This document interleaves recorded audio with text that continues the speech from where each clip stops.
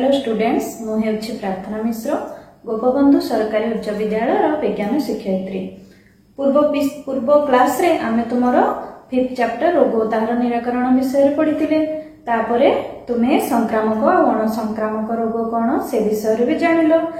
तो आज आम आलोचना करबा संक्रामक रोगर कारक आ संक्रामक रोग किपरि व्यापे। तो फास्ट आम देखिबा संक्रामक रोगर कारक। अच्छा, रोगर कारक काहाकु कुहा जाय? जो माने रोग को व्यापीबारे साहाय्य करंती बा संक्रमण करिबारे साहाय्य करंती। एही कारक गुड़िक एककोशी बैक्टेरिया हेई पारे बा भाइरस हेई पारे बा प्रोटोजोआ हेई पारे किंबा बहुकोशी कवक आ कृमि मध्य होई पारंती। फॉर एग्जांपल हमर साधारण सर्दी बा ठंडा, एड्स रोग, डेंगू ज्वर, कोरोना रोग एगुड़िक भाइरस संक्रमण द्वारा होता है। सेमती बैक्टेरिया जनित संक्रमण रोग गुड़िक है टाइफॉइड, हईजा, जख्मा इत्यादि। प्रोटोजोआ माने कौन रोग सृष्टि करती तुम मान जानिच? आदि प्राणी बा प्रोटोजोआ द्वारा आमर मलेरिया आउ फालेरिया रोगर संक्रमण हुए। आउ रहिले कवक। कवक माने आमर चर्म जनित रोग सृष्टि करती। कृमि माने फालेरिया परि रोग सृष्टि करती। तो एहिपरि विभिन्न अणुजीव बा माइक्रो ऑर्गेनिजम्स भिन्न भिन्न रोग संक्रमण करती और ताकू व्यापीबारे साहाय्य करती। तो संक्रामक रोगर कारक गुड़िकर तार रोग सृष्टि जो रोग सृष्टि करती से रोगर उपशम करिया पूर्वरु से कारक गुड़िकर वर्गीकरण जानिबा निहाती दरकार। काहेकि ना प्रत्येक अणुजीव भिन्न भिन्न गुण प्रदर्शन करती। फॉर एग्जांपल बैक्टेरिया और भाइरस कथा चिंता करिबा। बैक्टेरिया गोटे एमिति अणुजीव जी कि उभय पोषक शरीर भितरे आउ पोषक शरीर बाहरे निजर वंश वृद्धि करिपारे और बंचिकी रही पारे। किंतु भाइरस को बंचिया पाई गोटे पोषक शरीर निहाती आवश्यक। पोषक शरीर को होस्ट मध्य कुहा जाय। यह जे कोनोसी प्राणी होई पारे। तो भाइरस से पोषक शरीर भितरे रहिले ही निजर जैविक क्रिया करि परिबो बा वंश वृद्धि करि परिबो बा निज प्रादुर्भाव देखि परिबो। सेमती बैक्टेरिया, भाइरस और कवक एगुड़िक बहुत शीघ्र वंश विस्तार करती, किंतु कृमि माने शीघ्र वंश विस्तार करि पारंती नाही। तो एही भली विभिन्न अणुजीवर विभिन्न अलग अलग गुण सबु रहिछि। तेणु एमानंकु नष्ट करिया पई बा रोगर चिकित्सा करिया पई अलग अलग औषध सबु व्यवहार करा जाय। अच्छा, अष्टम श्रेणी विज्ञान बहिर जेतेबेले अणुजीव चैप्टर टी पढ़िथिलो मने रखिथिबो एंटीबायोटिक बा जीवघ्न कथा कुहाइतिला। 1929 मसीह रे अलेक्जेंडर फ्लेमिंग एंटीबायोटिक बा जीवघ्नर आविष्कार करथिले। तो ए एंटीबायोटिक को आमे कोथरे कोन पई यूज करूचे बा व्यवहार करूचे ना बैक्टेरिया जनित संक्रमण रु रक्षा पाया पई आमे एंटीबायोटिक रो व्यवहार करू। काहेकि ना बैक्टेरिया कोषर आउटर वाल टी होची सेल वाल बा कोष भित्ति। तो एंटीबायोटिक प्रयोग करबा द्वारा बैक्टेरिया रो कोष भित्ति टी नष्ट हो जाए, जाफल कि बैक्टेरिया टी नष्ट हो जाए बा मरी जाए आउ आमे बैक्टेरिया जनित संक्रमण रु रक्षा पाई पार। किंतु भाइरस क्षेत्र रे आमे एंटीबायोटिक रो प्रयोग करि परिबा नाही। काहेकि मु तुमको एबे टिके आगुरु कहिली जे भाइरस रो निजस्व सत्ता किछि नाही। से बढ़िबा पई और बंचिया पई गोटे पोषक शरीर आवश्यक करे।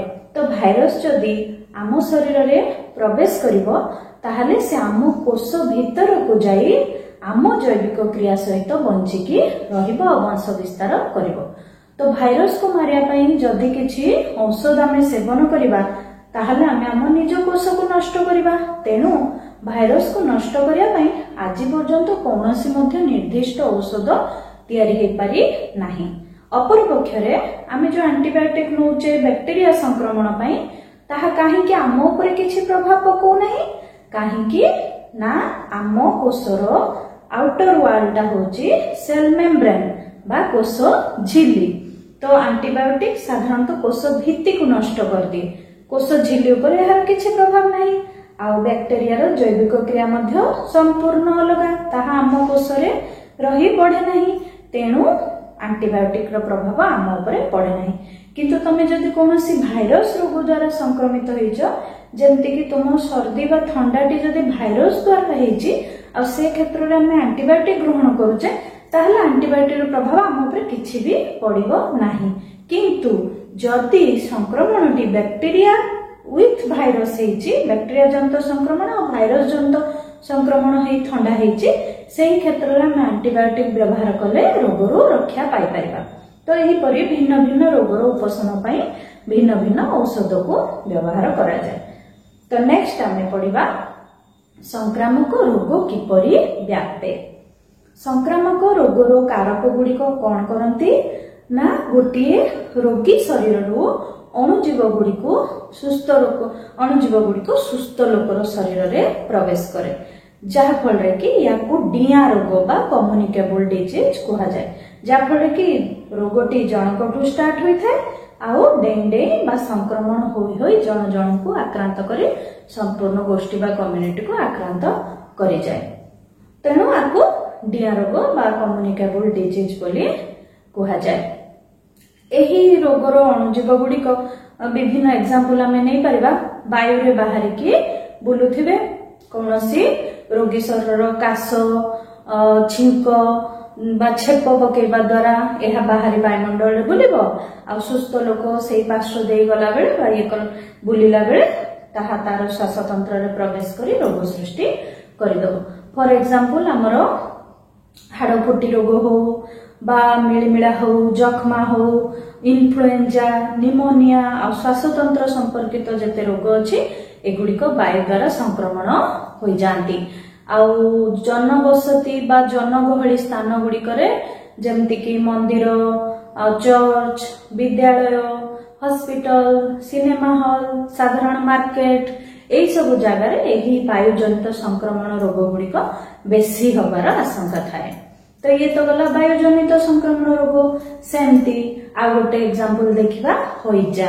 हईजा होची एक जलजनित संक्रमण रोग। हईजा रोगर अणुजीव गुड़िक जदि जन को हईजा रोग होईची आउ तार लुगापटा बा बासन कुसन मलमूत्र इत्यादि नहीं आमे कोनोसी जलाशय रे पकई दबा बा सेठी धुआ धुई करबा, आउ सेही जल को जदि अन्य कोनोसी साधारण सुस्थ लोक व्यवहार कले ताहले हईजा रोगर अणुजीव गुड़िक सुस्थ लोक शरीर रे प्रवेश करिवो आ रोग सृष्टि करिवो। एई भली भाबरे जल जनित संक्रमण रोग हुए। आहुरी सेमती तुमर रहिछि संसर्ग बा स्पर्श जनित संक्रमण रोग। तुम तो स्कूल रे पाठ पढुछ जानिचो, क्लास रे आमे सबु छुआ माने गोटे जगह रे मिसिकी गोटे क्लासरूम रे बसंती, पाखा पाखी बस तुम माने, तो तम भितर जदि जन को काहाकू जादू काछु कुंडिया परि किछि चर्म रोग होईछि ताहले ता पाखरे बसुथुवा पिला आगरे बा पछरे बसुथुवा पिला मानकु मध्ये एहा संक्रमण होबार आशंका बेसी थाए। काहेकि ना एई जादू काछु कुंडिया एई चर्म रोग गुड़िक कबक द्वारा व्यापे आउ एहा जनक ठारू अन्य जनक स्पर्श द्वारा संक्रमित हुए। सेमती परोक्ष स्पर्श द्वारा बा संसर्ग द्वारा एड्स आउ कुष्ठ रोग, सॉरी एड्स नुह हमर कुष्ठ रोग आउ जख्मा रोग व्यापीबार संभावना थाए। एड्स रोग रे कोन हुए ना, एड्स रोग क्षेत्र रे जदि कोनोसी मां को एड्स रोग होईछि ताहले तार जन्मित शिशुटी को मध्ये एड्स रोग होबार संभावना बेसी रहिबो। तो एई सब गला हमर संक्रमण रोग विभिन्न माध्यम रे व्यापुथिबा संक्रमण रोग। आउ गोटे जिनस कथा लास्ट रे कहबी रोगर बाहक। आमर जीव जगत रे आम छड़ा एमती अनेक जीव बास करती जो माने रोगर बाहक रूपे कार्य करती। फॉर एग्जांपल मशा, माछी, मूषा एमाने कोन करती ना गोटे रोगी शरीर रु अणुजीव गुड़िको बा कारक गुड़िको बोही नहीं अन्य गोटे सुस्थ लोक शरीर रे प्रवेश करे दियंती। जेमती कि तुमर माई एनोफिलिस मशा जाद्वारा मलेरिया रोग व्यापे, क्यूलेस मशा डेंगू ज्वर व्यापे क्यूलेस मशा द्वारा। एमाने अंडा देवा पाई आउ खाद्य संग्रह खाद्य खाइबा पाई रक्त आवश्यक करती। तो सेमाने ए रक्त संग्रह कला बेले कौन सी रोगी शरीर रक्त को टाणती से समय अणुजीव गुड़ी को नहीं आणती। आ गोटे सुस्थ लोक शरीर रक्त टाणिया जाती से समय से अणुजीव गुड़ी को छाड़ी दियंती। तो यही भाव रोगर बाहक गुड़िक संक्रमण करिबारे साहाय्य करती। मन रख से गुड़िक हेले मशा माछी आउ मूषा। तो एगुड़ी को रोगर बाहक कह जाए। तो आज आम कौन कौन जानले संक्रामक रोगर कारक क्या कह जाए, कारक मानकर निर्दिष्ट गुण आउ संक्रामक रोग किपरि व्यापे। तो ये सब तुम बही पढ़ भल रूपे मन रख। पुणी नेक्स्ट क्लास रे आउ टिके अधिक आलोचना करबा।